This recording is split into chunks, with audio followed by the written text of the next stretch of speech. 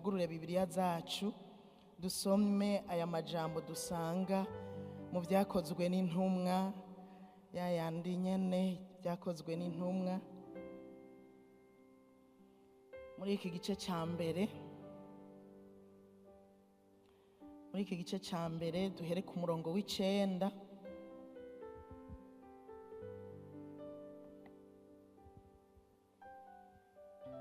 Igice cya mbere ku murongo w'icenda haravuga ngo amaze kuvuga atyo aduzwa babona igicu kimukura mu maso yabo.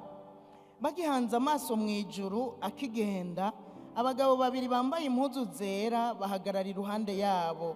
Barababaza bati, yemwe bagabo b'i Galilaya, niki gitumye muhanze muraba mu ijuru? Uwo Yesu abakuwemwo akaduzwa mu ijuru azoza hatyo nk'uko mumubonye aja mu ijuru. Imana ibahezagire.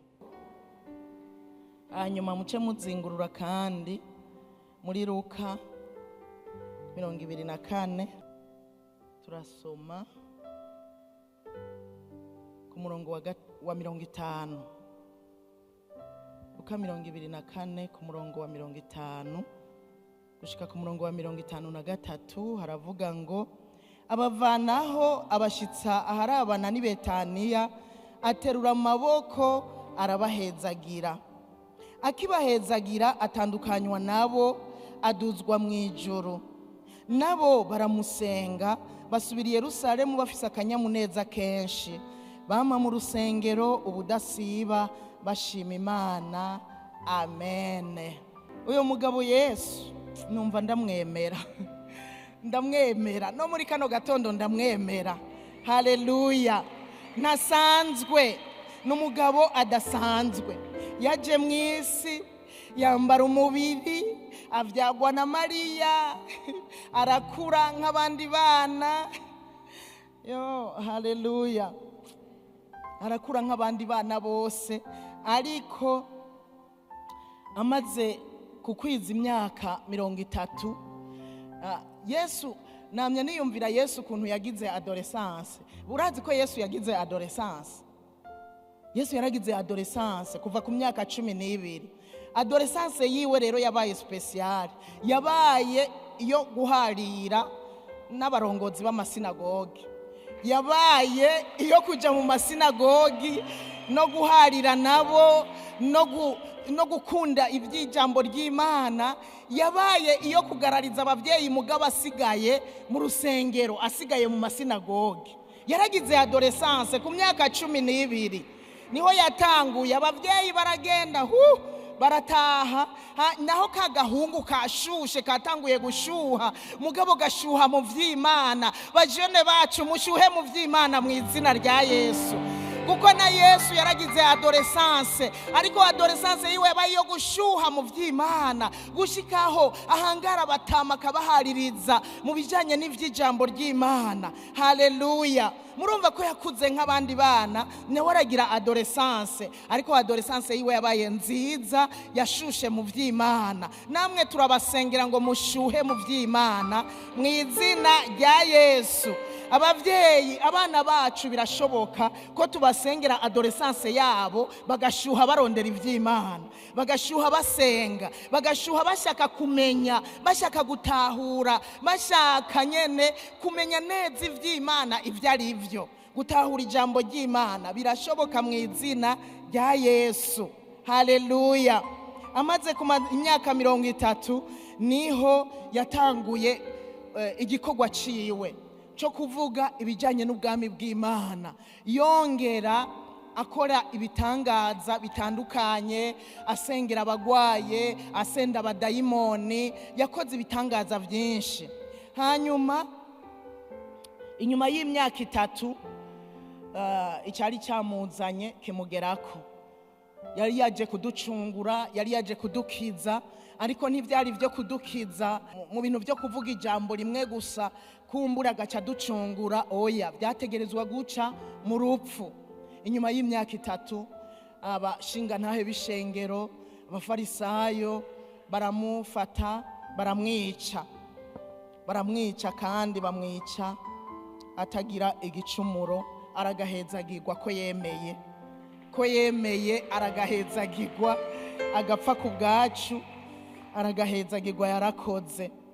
Hanyuma amaze gupfa, inyuma y'iminsi 3 arazuka mu bapfuye. Haleluya. Kandi yari yarabivuze yuko inyuma y'iminsi 3 azozuka. Yari yaravuze ngo nimuzosambura urusengero ariko ruzokubakwa inyuma y'iminsi 3. Ariko aravuga yuko inyuma y'iminsi 3 bazomukubita bakamugirira nabi, ariko inyuma y'iminsi 3 azozuka. Mbega mwibaza yuko yazukanye bya bikomere? Inyuma y'iminsi 3 hariya nyene yarahakandiwe, bya bikomere niyo vyakiriye. Haleluya. Bya bikomere zanguma, ibaza inguma zaciyemwe imisumari, inyuma y'iminsi 3 zari zikize. Haleluya. Haleluya. Murumva ko ari umugabo adasanzwe, n'umugabo adasanzwe. Inyuma y'iminsi 3 gusa cyarazuka ari muzima, afise umubiri mwiza. Hanyuma yiyereka abigishwa biwe iminsi 40. Ubu rero n'umunsi wa 40, n'umunsi wa 40 yiyereka abigishwa biwe ari muzima, asa neza, ameze neza. Haleluya. Amaze kubiyereka inyuma y'iminsi 40 araduzwa mu ijuru. Araduzwa. Aya majambo twasomye aravuga ngo, usomye kuva ku murongo wa 4, yari yarababwiye ngo maze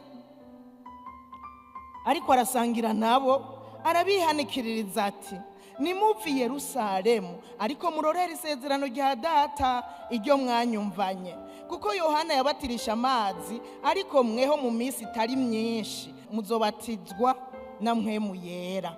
Nuko bakoranye baramubaza bati mwami, iki gihe nico ugira ugarukane ubwami bwa Isirayeli?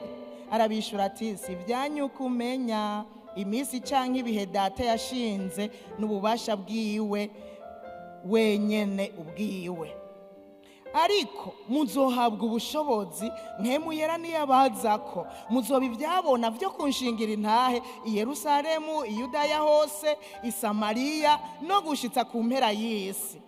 Amaze kuvuga ivyo aduzwa babona. Urumva ariko arabaganiriza, ariko arabatera inkuru. Luka nawe yavuze ngo ataterura ibiganza arabahezagira. Muri uko kubahezagira acagiramwo, akivugana aduzwa babona ngo igicu kimukura mu maso yabo. Hanyuma bashobaguma bafitiye amaso baraba, babona igicu kiramutwaye ararenze. Nibaza yuko nyene bagumye gutya baraba ukuntu agiye. Ubwo nyene abamarayika 2 baca baracomoka ngo bambaye amakanzu yera, baca barababwira ati bagabo bene data ko hagaze murangamiza mu ijuru, aterega uwo mugabo nyene mubonye akuwe hagati muri mwebwe, uko mubonye akuwe hagati yanyu niko azogaruka. Haleluya. Uyu munsi jewe ijambo ni ryarindi nyene rivuga ngo uko yagiye niko azogaruka. Haleluya. Yaragiye haheze imyaka 1000, ariko uko yagiye azogaruka uko biri kose. Nibesha nabesha azogaruka. Ico dukwiye kumenya, mbega niyagaruka azobaje gukora iki? Ico nico dukwiye kwicara hano tuzi dutahura. Haleluya.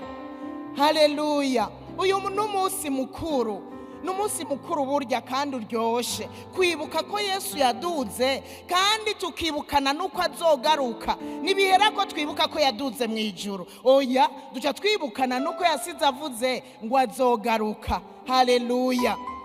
Haleluya. Kandi n'ababigishwa nubona ko barangamije baduga. Abo bamarayika bamaze kubabwira gutyo baciye bagira umunezero. Haleluya. Usomye ku murongo wa 52 haravuga ngo nabo baramusenga, basubira i Yerusalemu bafise akanyamuneza kenshi. Hamwe muri Luka twasoma ngo nabo basubira, nabo baramusenga. Ubwo nyene urumva nabo nyene baramusenga nyene, ariko baca basubira i Yerusalemu nkuko yari yababwiye bafise akanyamuneza kenshi. kubera yari yarababwiye ngo barindire ubushobozi, kandi akavuga ko abamarayika bakaba bari bababwiye ko azogaruka, ntibari bazi umunsi n'isaha. Icyo bakoze, baciye baja mu rusengero bakama bashima Imana ubudasiba, bakama basenga bongera bashima Imana ubudasiba. Jewe nibaza bari mu rusengero, ibi nivyo nibajije, kandi nukuri kuko ntiyari yavuze umunsi cyangwa isaha azogarukira, ntiyari yanavuze umunsi cyangwa isaha ubwo bushobozi bwa Mpwemu Yera buzozirako. Ntibari bazi ngo ni nyuma y'iminsi ngahe, ntibibaza mbega niwazotangura, mbega azogaruka azanye ubwo bushobozi abutuzanire, ntibumva uko bizogenda. Rero bo bagiye mu rusengero, icyo nabakundiye kimwe, barumviye. Yababwiye ngo muzogume i Yerusalemu murindire ubushobozi, barumvira. Basha nitwumvira nukuri tuzomubona, nitwumvira tuzomubona. Ubwo bushobozi icyambere buzokorera muri twebwe, ikigira kabiri nitwumvira tuzomubona. Haleluya, haleluya. Baca baguma mu rusengero bashima Imana, basenga barindiriye ubwo bushobozi, ariko kandi barindiriye ukugaruka kwiwe. Ibaze kuva kiriya gihe cy'intumwa gushika uyu munsi ataragaruka. Abantu kugira ngo biyumvire ngo yaratubeshe, d'une part ndabumva, kuko haheze igihe kirekire, kandi nabo nyene bibaza ngo ntituzi ko ari indwi, ntituzi ko ari iminsi, ntituzi ko ari ukwezi. Navyo bari bazi, baguma barindiriye. Natwe turindire. Yesu ashimwe. Intumwa zarihanganye zirarindira ubushobozi. Nimba uwavuze ko ubushobozi buzobaza ko bwarabashitseko, uwabuvuze akaba ari Yesu nyene, akaba ari nawe yavuze ko azogaruka, n'abamarayika bakabishingira intahe ko azogaruka.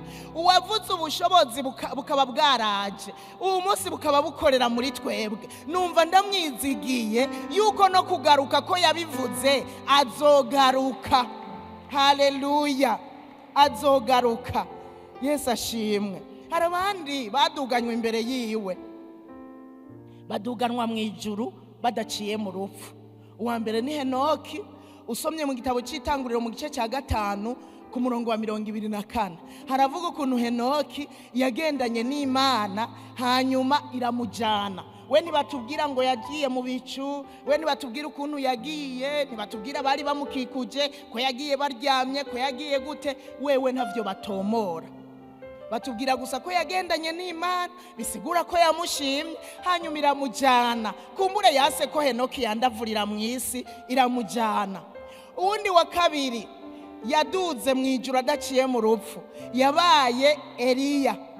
Eliya usomye mu gitabo kigira 2 cy'Abami mu gice cya 2 murongo wa 11, haravuga ukuntu yagiye wewe. Havuga ngo hanyuma bariko bagenda bayaga na Elisa, nk'uko abigishwa bariko bayaga na Yesu ariko arabayagisha.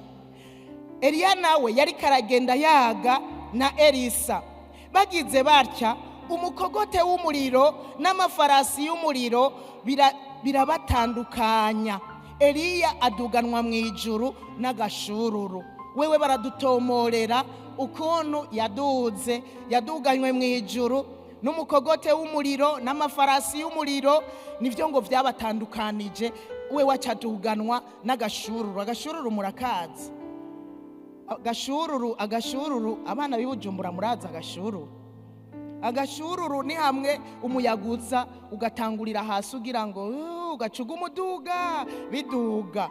Rero iyo utabaye kure birakuvumburira ko, kandi uratangara nyene, usanga wabaye ivumbi, uko kaba kari mu ivumbi. Ako gashururu aduganye nako ntibatomora yuko kabaye agashururu k'ivumbi cyangwa kabaye agashururu k'umuyaga usanzwe utari mu ivumbi. Icyo tuzi kandi dukwiye gutahura nuko Eliya yaduze adaciye mu rupfu. Cyane cyane ibyo nibyo nashaka tuvugane. Ariko Yesu, Bibiliya iravuga ngo aduzwa babona igicu kimukura hagati yabo. Haleluya. Yaduze mu bicu. Abamarayika rero nibo baciye baza barababwira ati uyo Yesu abakuwemwo. akaduzwa mu ijuru, azoza atyo nk'uko mubonye aja mu ijuru. Mu yandi majambo, aduganwa n'ibicu, azogarukanwa n'ibicu. Haleluya. Azogaruka gutyo nyene uko mumubonye aduganwe mu ijuru, azogaruka mu bicu nyene. Kandi vy'ukuri uko n'ukuri, uko n'ukuri turabigerako. Yesu rero ari mu ijuru. Muremera ko ari mu ijuru? Yesu ari mu ijuru. Kandi na Stefano yaramubonye. Cyagiye bariko baramutera amabuye, yaramubonye, yarangamije mu ijuru. Stefano ariko aravuga ati aba bantu nubababarire ntibazi ibyo bariko barakora. Arangamiza mu ijuru, ngo abona ijuru riramwugurukiye, ngo acabona umwami Yesu ngo yicaye iburyo bwa data. Haleluya. Stefano yaramubonye yicaye iburyo bwa data. Kandi n'ivy'ukuri Yesu ari mu ijuru yicaye iburyo bwa data. Haleluya. Kandi abandi bongeye ko ngo aradusabira, kandi nivyo yicaye iburyo bwa data, aratuvugira, aradusabira, aravuga ati bihanganire gatoya zaramama, abwira Imana ngo bihanganire. Na Yesu ubwiwe yaravyivugiye muri Mariko 16:19, ababwira ni hamwe umuherezi mukuru yari karamubaza yuko ari umwana w'Imana vy'ukuri, hanyuma aramubwira ngo urarivuze. Aca yongera kwira ijambo ku murongo muri Mariko 16:19, aramubwira ngo kandi umwami Yesu ahejeje kubibabarira aduzwa mu ijuru. Ni Mariko yavyanditse. Aduzwa mu ijuru avyagira iburyo bw'Imana. Haleluya. Avyagira iburyo bw'Imana. Aya majambo nariko ndavuga no muri Matayo ariyo. Avuga ngo Yesu yaciye ababwira ngo kandi umwana w'umuntu azovyagira iburyo bw'Imana data. Haleluya. Yesu ashimwe. Rero nawe nyene yaravyivugiye yuko niyaduzwa mu ijuru azovyagira iburyo bw'Imana data wa twese. Haleluya. Rero igikomeye gikwiye gutuma tunezerwa sikindi nuko wenyene yabishingiye intahe ko azogaruka. Ubu igikwiye gutuma tunezerwa, tumurindira twihanganye, tumurindira dusenga nk'uko intumwa zabikoze, tumurindira dushima Imana nk'uko intumwa zabikoze, nuko yasize avuze yuko azogaruka. Iyo akagenda uko gusa, guhabwa ubushobozi cyari kimwe, ariko yatongera ko yuko azogaruka. Nukuri vyari kuba bitugoye, twari kwibaza ibi bintu byacu bizoherera he. Haleluya. Nimuduze ibiganza muvuge ngo haleluya. Imana ishimwe ko Yesu yavuze ko azogaruka. Haleluya. Mbwira uwo mwegeranya ati Imana ishimwe ko Yesu yavuze ko azogaruka. Haleluya. Yarabivuze ko azogaruka. Usomye aha muri Yohana muri iki gice cya 14 ku murongo wa mbere, haravuga ngo nimuhagarike imitima yanyu, mwizere Imana nanje munyizere. Kandi aha burya Yesu yashaka kubabwira ngo ivyo nababwiye vyose nimuvyizere, ivyo nababwiye vyose muvyizere. Hanyuma carongera karababwira imuhira kwa data hari amazu menshi, kandi yatabahari mba ndabibabwiye. Iyo abamudafise aho muzoja kuruhukira umwe wese n'inzu yiwe mba ndabibabwiye. Aravuga ngo kuko ngiye kubategurira hanyu. Haleluya. Kuko ngiye kubategurira ahanyu, kandi ko ngiye kubategurira ahanyu nzogaruka kubajana iwanje. Haleluya. Kugira ngo ahondi namwe abariho muba. Haleluya. Yesu aradukunda, arifuza ko ahari natwe tuja kubayo. Ubaranyotewe kubona ubwoko bwiwe, abantu biwe, abamwizeye. Aranyotewe ko baja kubana nawe, arabinyotewe gose. Haleluya. Aranyotewe ko tuja kubana nawe, isezerano rigashika, ivyo yatubwiye bigashika. Haleluya. rero igikwiye gutuma tunezerwa uyu munsi nuko azogaruka kutujana. Naho wopfa ndakwinginze uzopfana ivyo vyizigiro yuko Yesu azogaruka kutujana. Haleluya.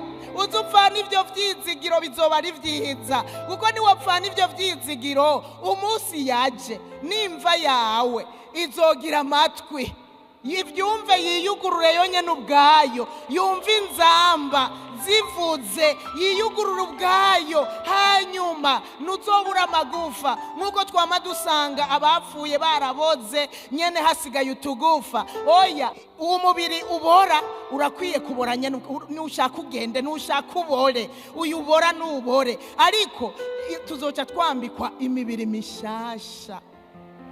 Imibiri mishasha, ya magufa aze ko imibiri mishasha, tube abantu bashasha bashobora kuduga. Erega umubiri wacu uraremereye. Jewe nakunze kuvuga nti ngira ni ivyaha niyoza dusanga twuzuye ivyaha twambaye uyu mubiri uraremereye ivyifuzo vy'ubu bugingo, wuzuyemwo ibintu uraremere. Nico gituma nzotwambika umubiri mushasha, uzoba uhahutse atavyo turiyumvira, atavyo turiyuzuzamwo, uhahutse kugira ngo tuzoce duteruranwa, tuzoce tujana nawe mu bicu. Haleluya.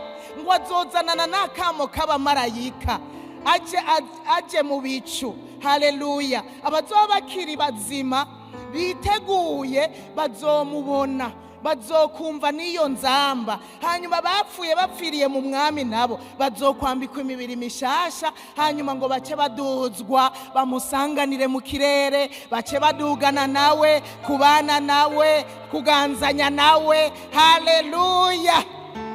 Haleluya. Tunezerwe duhimbagwe, umwami Yesu azoza kutujana. Duhimbagwe. Uw'inyama n'amaraso ntashobora kuvyumva.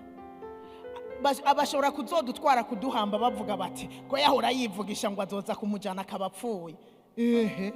Oreka tuze turabivuga tukiriho yuko naho dupfa taco, dupfiriye mu mwami nta ngorane. Dupfanye ibi vyizigiro yuko azoza kutujana nta ngorane. Dupfuye twiteguye nta ngorane. Tuzopfa n'akaruhuko, noneho sugupfa n'ugusinzira itiro ry'urupfu, niko Bibiliya ivuga. Tuzosinzira itiro ry'urupfu, hanyuma niho tuzokwambikwa imibiri mishasha, hanyuma tumusangane. Ngo bazoba bakiriho ntibazodutanga na gatoya. Iki kintu rero iyo ndagisomye ndanezerwa. Ni naho novuye umunsi ntaco abazoba bariho muri ico gihe ntibazodutanga kuduga, no, bazoturindira. Izamva ziriko ziriyugurura, ya mibiri mishasha iriko iratujako, baturindire, hanyuma duce tuduga, duce tubahitana, duce tuduganana nabo. Haleluya. Tugende kunezeranwa nawe ibihe bidashira. Noneho yaranadusengeye muri Yohana 17 umurongo wa 24. Yaradusengeye aravuga ngo data, abo wampaye ndagomba kwahondi nabo bahabana nanje, ngo baraba ubwiza bwanje wampaye, kuko wankunze itanguriro ry'isi ritarashigwaho. Umve basha, Yesu yaradusengeye, tumukomera amashi. Yaradusengeye, yagiye adusengeye ngo abo wampaye ngo ndifuza kwahondi bahabana nanje, ngo baraba ubwiza bwanje wampaye itanguriro ry'isi ritararemwa. Haleluya. Erega mwibuke ko Yesu mwijuru yari mu bwiza budasanzwe, yemeye kuza mw'isi ahevye ubwiza bwo mwijuru. Rero arabasengera ati hamwe aba bantu ndabasengeye kugira ngo ubazigamire mu buntu bwawe, mu rukundo rwawe, mu gakiza gashitse, kugira ngo ahondi bazoze bahabane nanje, bihweze ubwiza wampaye. Kubera ngira Yesu yavuga ngo erega ivyo ndababwira bashobora kwibaza ko ari ibintu nyene mva kuvuga, ariko bazoze bihweze ubwiza bwanje wampaye. Haleluya. Yesu rero yaradusengeye, nawe yaragusengeye, nanjye yaransengeye, arifuza yuko twoduga kubana nawe. Yasize abisavye abisengeye ngo tuzoje kubana nawe tubone ubwiza bwiwe imbona nkubone. Haleluya, haleluya. Tukirindiriye kugaruka kwiwe rero nidukwiye kwiganyira, oya tunezerwe. Tukirindiriye kugaruka nitwiganyire, turirimba ishimwe, tunezerwe, duhimbagwe, kuko azogaruka kutujana. Ni nkaho woca umengo iyo atabivuga twari kwiganyira kuko tutazi ibyacu iyo bizoherera, ariko ko yavuze ko azogaruka nitwiganyire. Nitwiganyire, ibyacu birapanze. Nama mbunga bavuga ngo ibyacu birapanze. Ibyacu nyabuna birapanze. Ibyacu Yesu yarabipanze, azogaruka kutujana. Yasize abipanze, asiga bisengeye. Haleluya. Nitwiganyire. Yohana 14:27 yaradusigaranye amahoro akwiye, amahoro akwiye, amahoro ashitse. Mbere niyo yadusigaranye gusa, yarayatugabiye. Nico gituma dukwiye kumva amahoro tugatuza. Nta muntu afise amahoro yiganyira. Umuntu afise amahoro, ikimuranga cya mbere aranezerwa, agatwenga, nyene akamererwa neza, akaririmba ishimwe. Nyera amahoro yarayatugabiye. Amahoro ndayabasigaranye, amahoro yanje ndayabagabiye. Jewe simbagabira nkuko abisi bagaba. Imitima yanyu ntihagarare, nitinye, yasize abidusavye. Ndagusavye rero nanje, ndakwibukije, nuhagarika umutima. Imitima yanyu ntihagarare, imitima yacu nisimbe na gatoya, nidutinye. Amahoro yarayadusigiye, yarayatugabiye. Nitugira amahoro muri we, dutekane muri we, turindire ukugaruka kwiwe dutuje, atakwiganyira, atakwidodomba, atandagowe. Oya, abagowe n'abatazi ko azogaruka kubajana.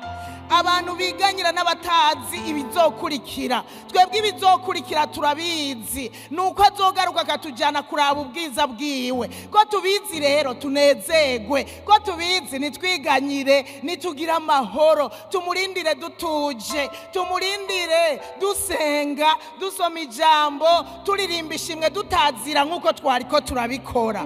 Haleluya.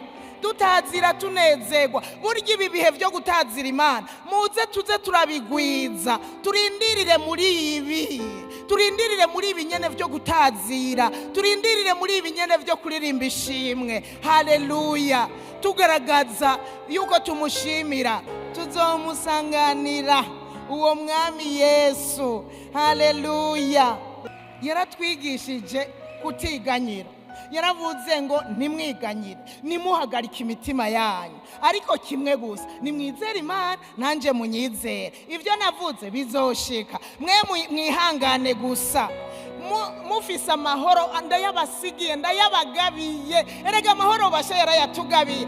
Amahoro akuganze mu izina rya Yesu.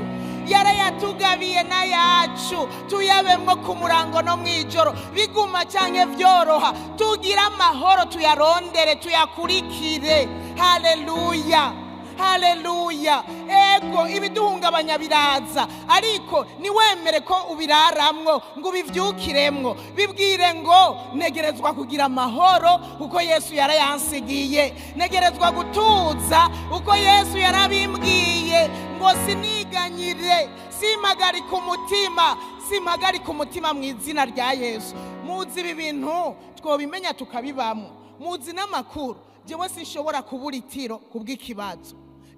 Nta n'umunsi n'umwe ibi kandi biteye ubwoba bikaza nkabona ko biteye ubwoba mugabo neza naho ntoronka umwanya hagaze ko nja kuryama ndabibwira ngo uzi n'amakuru, jewe mfise amahoro Yesu yampaye. Ntuje wowe ngo uyambutse ngo mburitiro, kuko murabizi ko ubuza amahoro aburitiro. Nkavuga ngo nta bubasha ufise bwo kumbuza itiro, ndasinzira mu izina rya Yesu, kuko amahoro Yesu yarayansigiye. Yarayansigiye amahoro ndayafise. Umutima wanje utegerezwa gutuza hanyuma nkaryama nkasinzira. Haleluya. ibi bintu zuravyibuka ntuzuburitiro kubw'ibibazo. Bibwira ibibazo biba bifise amatwi birakumva. Ega ibibazo biragira amatwi bikakumva. Nina kubwira ngo naraye maso kubera ibibazo.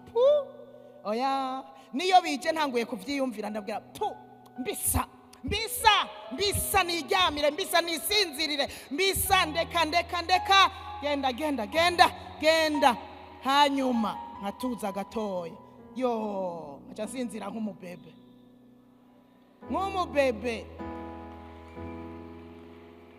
Haleluya. Abafise amahoro rero mu mitima haba impore. Ko yabivuze bimpore mu izina rya Yesu. Tekana mu izina rya Yesu. Ibihuhuta ntibibura kuza, mugabo utekanisha umutima wawe. Uwubwire ngo tekana, ibi ni vy'akanya gato, tekana. Hanyuma hageze kuryama uryama usinzire, ureke guha icicaro Satani. Urazi Satani ubuzitiro uvyiyumvira ko kwaca aryoherwa, akavuga ngo akome ndamubujijitiro, oya, bibwira uti wabiba nakanya gatoya, mbisa niryamira umwanya wo kuryama n'uwo kuryama, ndi mpore, mfise amahoro Yesu yangabiye, ndasinzira mu izina rya Yesu Kristo. Haleluya. Usomye 16:33 havuga ngo ibyo mbibabwiye kugira mugira amahoro muri jewe. Mwisi muri n'amarushwa, ariko nimuhumure jewe naranesheje isi. Erega burya naho yagiye yasiza yinesheje. Murabizi turi mwisi ariko ntiturabisi. Burya ijambo ry'umutwe umengo rivuga umubabaro ukenyuka n'uw'igihe gito. N'uw'igihe gitoya. Turi mwisi ariko ntiturabisi. Rero nico gituma yavuze ngo nimuhumure, nimutekane, jewe naranesheje isi. Haleluya. Dufise amahoro nta kwiganyira, ukundi biragahera mu izina rya Yesu. Niwagira ibiguhungabanya, yaravuze ngo nimugire ico mwiganyira. Yabwira abi Filipi nimugire ico mwiganyira, ariko muri vyose ibyo mugomba bimenyeshwa Imana mu gusenga no mu kwinginga bifatanije no gukenguruka. Haleluya. Umurongo w'indwi uvuga ngo maze amahoro y'Imana aruta uko yomenywa n'umuntu wese, azoshibamira imitima yanyu n'ivyiyumviro vyanyu muri Kristo Yesu. Haleluya. Murabizi iyo ibibazo vyaje biza mu vyiyumviro bikaguma bizunguruka, ugasanga ubuzitiro. Oya, amahoro. Wewe urumva icyo usabwa, senga. Bibwire Yesu uti ibi bibazo vyandemereye, vyananije, ndabiguhaye, ndabikuremetse. Bibandanije kuza, umubwire uti Yesu ndakwinginze ibi bintu bimveko. Bibandanije uvuga uti Mana ndagushima, wavyumvise, ndaguhaye icubahiro, ndagushize hejuru, wavyumvise, ugiye kubikora, ugiye kubitunganya. Maze amahoro y'Imana uhejeje gukenguruka azoca azashibamira umutima wawe n'ivyiyumviro vyawe. Uca ugira amahoro, uca utuza, uca usinzira, ugubwe neza mu izina rya Yesu Kristo. Haleluya. Ngomba mpeze tukimurindiriye dusabwa gukora. Tukimurindiriye dukore, apana ibyo kuryama, apana ibyo kugira gute, dukore. Tugira umwete, abitega ko azogaruka kubajana, dukore. Yohana 12:26 nihagira uwunkorera nankurikire, kandi aho nzobanda niho umukozi wanje. Aho nzobanda umukozi wanje nihazoba. Nihagira uwunkorera, data azomuha icubahiro cyo kumudugana, kuraba bwa bwiza. Ariko mbere ico cubahiro nakimuha, nazokiduha twamaze kuduga gusa. N'uyu munsi ico cubahiro arakiduha. Erega navyo muzi, abadayimoni baradutinya, n'abarimwe abadayimoni baradutinya. abadayimoni baradutinya, n'abarimwo abadayimoni baradutinya. Haleluya, baradutinya. Hari igihe wumva bariko barabivuga ngo burya ngo je nakandamutinya, ugasanga bari bamutinya kubera gakiza. Haleluya, ngo kubera gakiza, ngo muragabe ngo nakagenda mutinya, ngo ntasenge nabi, ngo yosenga nabi twohe. None ko sugudutinya. Baradutinya. Yesu rero yaravuze ngo nihagira uwo nkorera, muriko muravyumva, nankurikire, tumukorere ariko kandi tubandanye tumukurikira. Kandi aho nzoba niho umukozi wanje azoba. Erega ahari niho tuzoba. Abamukoreye niho bazoba. Abamukoreye mu bwizigirwa niho bazoba. Abamukoreye batarambirwa niho bazoba. Abamukoreye badatinya imbeho, badatinya uburuhe, badatinya ibitutsi, badatinya ikintu na kimwe, abamukoreye niho bazoba hari. Haleluya. Kandi data azobaha icubahiro. Uyu munsi azobaha icubahiro, ariko na hariya azobaha icubahiro kuko azobambika amapeti, azobambika ibidari, azobambika ibitsibo. Haleluya. Abamukoreye oya ntibazoshikayo nka babandi bazoba bokowe mu muriro. Oyaye azobaha icubahiro, avuga ati mwana wanje ingo karibu. Ni bamwe bazoba bari buryo, kaze mwarankoreye, erega mwarankoreye, hamwe narishonje mwarangaburiye kuko mwabikoreye wa undi yarashonje, hamwe na basha. Data wo mwijuru azobaha icubahiro nimumukorere, kandi dushishikare kumukurikira. Nidutakaza umwanya ariko dukore akanya kose dufise, dukore nidusamare. Erega niki cyo gutera intambo kukaza mu ngoro y'Imana, nibi tuzobihembegwa. Muzi n'amakuru, jewe singira umwete wo kuza mu rusengero kubera ndi pasitori. Oya, erega sinzohembwa kubera ndi pasitori. Ataco nakoze cy'ubupasitori nzobihembegwa. Burya kuza mu rusengero jewe sinza kubera ndi pasitori, numva kuza mu ngoro y'Imana ari kuneza yanje ubwa mbere. Burya iyo nzinduka sincegwe, nimwave mwibaza ngo ndeka gucegwa kubera ndi pasitori, ngo pasitori ategerezwa gushika kare. No, hariho abadashika kare, mbere hariho VIP baza hageze ko bavuga ubutumwa bagaca basokoroka bagacomoka na security, bagaca bacomoka bagaca baza bagiye ahandi hantu. Oya, inza mu rusengero kubera nibi navyo azobiduharurako. Nibi navyo abashikije isezerano basezeranye kuza mu rusengero bakaza, nibi navyo bazobihembegwa. Kudacegwa mu rusengero uzobihembegwa. Ingo kare uzi kufisa ikoraniro atakikuzibiye, erega ari usiba bamufashe ku kazi ngo ntuvaha, wewe atakikuzibiye kubera kutazuriruka. Naho basaka umugashika, naho basakenda ugashika, ukabura senga, ukabura kubura, ukabura bwira Imana ibiza gukurikira. Nivyo navyo azobiguhembera. Penelope jo niwe yamye avuga ngo hari igihe abantu bakora ibi, ukaza wumva bavuga ubujambo ngo yabuze icyo akora. Barashaka babivuge ngo wabuze icyo ukora. Barashaka bavuge ngo wabaye akarofa. Barashaka bavuge ngo wewe uzobuze icyo uri kurarondera, wewe uzobuze icyo uri kurakora, uzobuze uri kurakorera, uzobuze watumye uzinduka. Ingo ukorera Imana muri korari ube ponctuel, ubibemwo iminsi ishoboka, uzobuze uri kurakora. Nuze kubera nyene utinya shefu, no, uze kubera uzi ico wahamagariwe.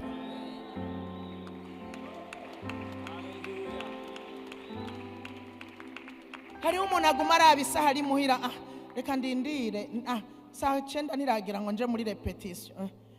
Aho ntacari karakora. Mbega woza saa 8 ukaburicara, ukaburasengera umurongozi, ukaburasengera abandi aho bazira, wibaza ko hari ico woba, ahubwo urunguka. Baza gusanga hari ibyo wungutse, baza gusanga wewe witanguye, umeze neza nyene, witanguye urimo uhagaze neza mu mpemu, hanyuma ibintu bikagenda neza. haleluya. Niyagira uwunkorera nankurikire, kandi aho nzoba ndi umukozi wanje nihazoba. Niyagira uwunkorera data azomuha icubahiro. Uwo ni Yesu yariko arabivuga, haleluya, haleluya. Azoguha icubahiro ukiri hano, ariko niwashika no mwijuru uzogihabwa mu izina rya Yesu, haleluya, haleluya. Yesu ni mwiza cyane. Tuwe na uhakika kwamba Yesu atarudi. Tuwe na uhakika, tubimenye neza tudakekeranya ko Yesu azogaruka, haleluya. Kandi azobaje kutujana, nazogaruka je kongera kuvuga ubutumwa bwiza. Azobaje kutujana, azobagarukanwe na jewe, azogarukanywe na wewe. Uzoba witeguye, uzoba wapfuye ugavye, haleluya.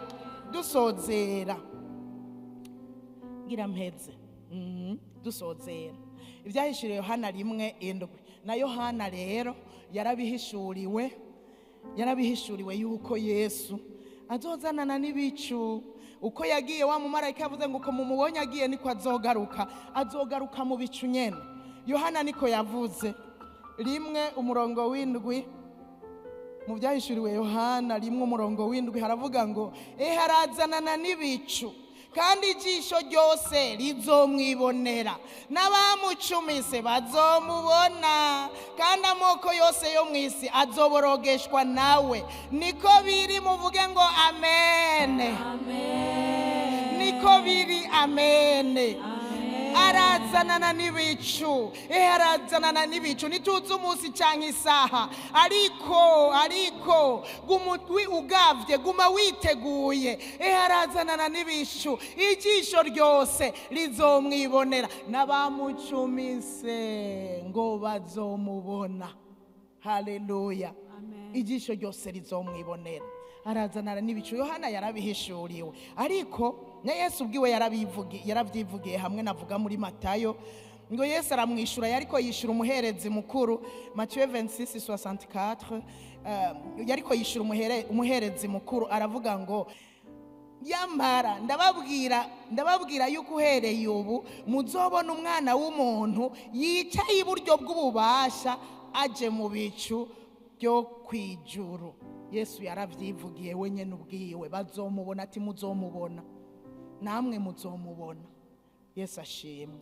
Kubw'ivyo rero ndakwingenze urindire wihanganye. Yaraduze, turiko turahimbaza uyu munsi mukuru ko Yesu yaduze, kandi arakabona aduze kuko yavuze ngo uwunkorera iyo ataduga nitwari gukora. Jewe nama ndavyiyumvira iyo ataduga, eka abigishwa bari kuguma inyuma baguma baraba ivyo akora bakurikira. Iyo ataduga nitwari kuronka ubushobozi bwa mpwemu yera. Iyo ataduga tuba natwe kumbura bakiriho kuko ari Imana, natwe kumbure tuba tumubona. Oya, mbega yari kudukwira, yari kuza agashika i Burundi, yari kuzozunguruka akadushika ko ryari agurutse kubera ari Imana. Oya, reka dushime Imana ko yaduze, ubushobozi bwa mpwemu yera bukamanuka. Natwe uyu munsi n'ubwacu warakiriye Yesu nk'umwami n'umukiza. Nukuri ubwo bushobozi ucubwitega, hanyuma bugakorera muri wewe. Ugashobora kuvuga Yesu, ugashobora kumushingira intahe, ugashobora gukora ibikorwa bitandukanye uvuga ubutumwa bwiza bw'ubwami, haleluya. Mbere no gukoreshwa ibitangaza, ugakoreshwa ibitangaza, ukarambika ibiganza ku bagwayi bagakira. Ubwo yasize abivuze ate ndabahaye ububasha, muzorambika ibiganza ku bagwaye bakire, haleluya.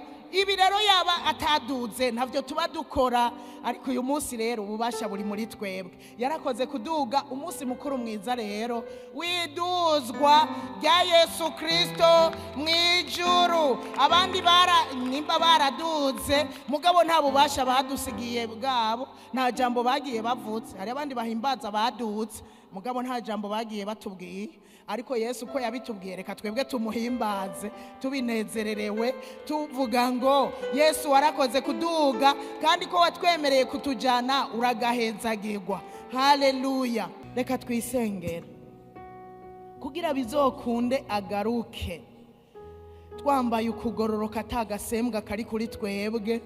Bisaba yuko dushingwa kuri urwo rutare. Ndakwinginga rero wisengere nanje nisengere kugira ngo tukirindiriye ko agaruka tumate kuri Yesu, tukirindiriye ko agaruka tugume mu ijambo ryiwe, tugume mu isezerano, nituve mu isezerano ariko turigumemwo, dukore kandi tumukurikire kugira ngo ahazobari natwe tuhabane nawe. Twisengere rero uwisabira inkomezi zo kubandanya ubana nawe, uba muri we ukora. Data mu izina rya Yesu Kristo turi hano imbere yawe kuri uyu munsi twibuka iduzwa ryawe mu ijuru. Warakoze kuduga mwami Yesu, kandi waraduze udusigira ubushobozi bwa Mpwemu Yera. Ubwo nibwo butuma duhagarara uyu munsi tugahabwa kurinduka, tukakuvuga, tukakwamamaza, tukavuga ibyo wasize utwigishije. Warakoze Yesu, rero wasize utubwiye ngo uzogaruka kutujyana, kandi wadusize mu isi. Waradusengeye ngo tuzigamigwe muri ino si kugira ngo ahure tuzoze kuhabana nawe, kugira ngo twihweze ubwiza bwawe. Warakoze kudusengera, rero turisabiye inkomezi tukirindiriye ukugaruka kwawe, cyangwa tukirindiriye umunsi w'urupfu rwacu. Turisabiye inkomezi, turisabiye kuguma kuri Yesu, turisabiye gushingwa kuri urwo rutare. Ibindi byose n'umusenyi, ibyo twokurikira, ibyo twoshira ku mutima bindi atari wewe, atari ijambo ryawe, n'ubusa, n'umusenyi, umuyaguje. Twosanga twagurutse, twatembye, twagiye. Yesu, tugomba gushingwa kuri wewe, tugomba gushikama muri wewe, mu ijambo ryawe ry'ukuri. Yesu, niho tuzogira ya mahoro wadusigira, akaguma muri twebwe agwiriye. Yesu, nakwiganyira kuzoba muri twebwe nitwaguma muri wewe, amajambo yawe akaguma muri twebwe. Nakwiganyira kuko icyo tuzoca dusaba cyose tuzogihabwa, tuzokwishugwa. Amahoro abandanya aganje muri twebwe. Dushoboze, twambike inkomezi abari badendebukiwe. Ndabasengera mu izina rya Yesu, abari bacitse intege gukurikira Yesu, abari bacitse intege kuba mu by'Imana kubw'ibi canke biriya. Ndabasengera ngo ubongere inkomezi, ndabasengera ngo ubagendere, ubafate ukuboko, ubagirire neza mu izina rya Yesu Kristo. Bagira inkomezi n'inyota yo kubandanya bagukurikira, yo kubandanya bakwizera. Urakoze mwami Yesu, dushoboze, tugirire neza. Turifuza kuzoza kubana nawe, turifuza kuzoza kwihweza ubwiza bwawe wagabiwe n'Imana Data itanguriro ry'isi ritararemwa. Oh Yesu, dushoboze, dushoboze, dushoboze, dushoboze. Twihangane gushitsa kwiherezo, twihangane naho ibigorana ari byinshi, naho ibihuhuta ari byinshi. Waratubwiye ngo duhumure, waranesheje isi, iyi si warayinesheje. Reka duhumure, dutuze, naho byohuhuta ari byinshi. Uradutabara, uduhe guhagarara dushinzwe kuri wewe. Urakoze, turagushimiye, turagukengurukiye, turagukomeye amashi. Turiteze inkomezi nshasha zigiye kuba muri twebwe n'abatabaye hano. Nabonye n'inkomezi zawe zibabemwo mu izina rya Yesu. Bahagurutse, ubafate ukuboko, bashikame mu kwizera, bahagarare nk'abagabo mu izina rya Yesu badatinya. Uzobukoze, turagushimiye, tugukomera amashi menshi mu izina rya Yesu Kristo. Amen.